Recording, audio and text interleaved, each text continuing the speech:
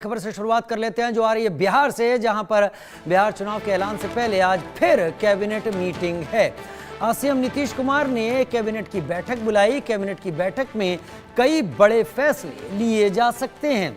चुनावी बिगुल बजने से पहले बिहार को नई सौगात संभव हो सकती है। आज पटना में नीतीश कैबिनेट की महत्वपूर्ण बैठक, इस वक्त जब हम आपसे बात कर रहे हैं, आपको ये जानकारी दे रहे हैं, समय कैबिनेट मीट का ही हो चला है, जब ये पता चलने की अब ज़्यादा वक्त नहीं लगेगा कि आखिर बिहार सरकार ऐसा क्या कहने और करने जा रही है जो बिहार के लिए खासा मायने रखने वाला है।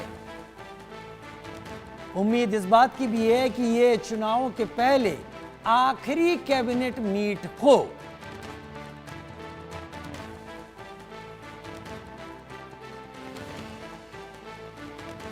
आप देख रहे हैं इस वक्त बड़े फैसले संभव, कौन कौन से फैसले होंगे। चुनाव का ऐलान जल्द, नीतीश ने कैबिनेट मीटिंग बुला ली है।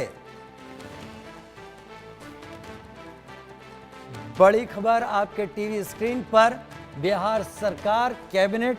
क्या ये कैबिनेट चुनाव के पहले की आखिरी कैबिनेट है या फिर ये कैबिनेट चुनाव के पहले लुभावनी कैबिनेट है?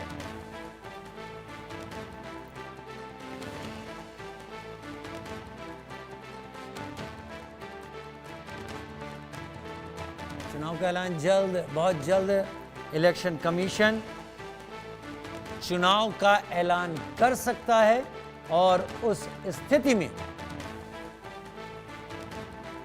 ये मीटिंग बहुत महत्वपूर्ण है। क्या कुछ फैसले लिए जाते हैं? क्या कुछ ऐसे प्रोजेक्ट हैं जिन्हें इससे पहले कि आचार संहिता लागू हो उन्हें जमीन पर उतार दिया जाए, उन पर काम शुरू हो जाए, उनका फंड क्लियर कर दिया जाए, बजट पास हो जाए? क्योंकि एक बार काम शुरू हो जाता है तो फिर वो काम चलता रहता है, लेकिन अगर फैसला अधर में लटकता है तो आचार संहिता के दौरान कोई कदम नहीं उठाया जा सकता। शैलेंद्र मेरे साथ जुड़ गए हैं ज़्यादा जानकारी के साथ। शैलेंद्र, इस वक्त जब मैं और आप बात कर रहे हैं, क्या यही वो समय है जब वो मीटिंग हो रही है या मीटिंग शुरू होने वाली है? और इतनी देर में हम सुबह से लगातार आपके संपर्क में हैं, क्या है ये चुनाव के पहले की आखिरी कैबिनेट मानी जाए या फिर चुनाव के पहले की लोक लुभावनी कैबिनेट में ही मानी जाए? कई फैसले जमीन पर उतर सकते हैं। बिल्कुल, इसको आखिरी कैबिनेट भी कह सकते हैं और लोक लुभावन बैठक भी कह सकते हैं, कैबिनेट कह सकते हैं, क्योंकि अब से थोड़ी देर बाद ही ये कैबिनेट शुरू होगी। यानी 3:30 बजे का समय है इस कैबिनेट का, 3:30 का, और तब ये बैठक होगी।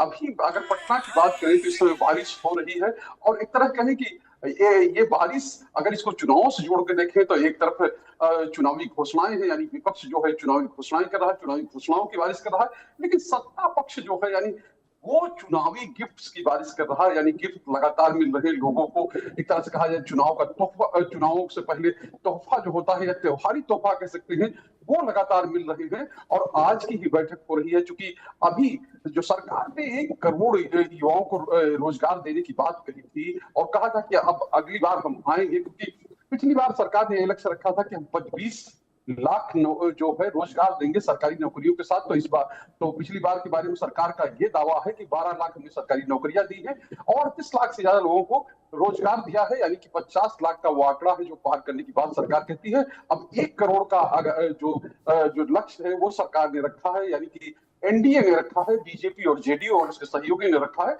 और ये माना जा रहा है ये जो बैठक हो रही है इसके लिए महत्वपूर्ण है, क्योंकि जिस तरह से युवाओं को साथ दिलाए, क्योंकि महिलाओं के लिए साफ तौर पे अब सुबह भी बात हो रही थी और 10:30 बजे का वो समय था जब महिलाओं की 25 ठीक है शैलेंद्र, आते हैं आपके पास। शैलेंद्र, आपके पास आते हैं।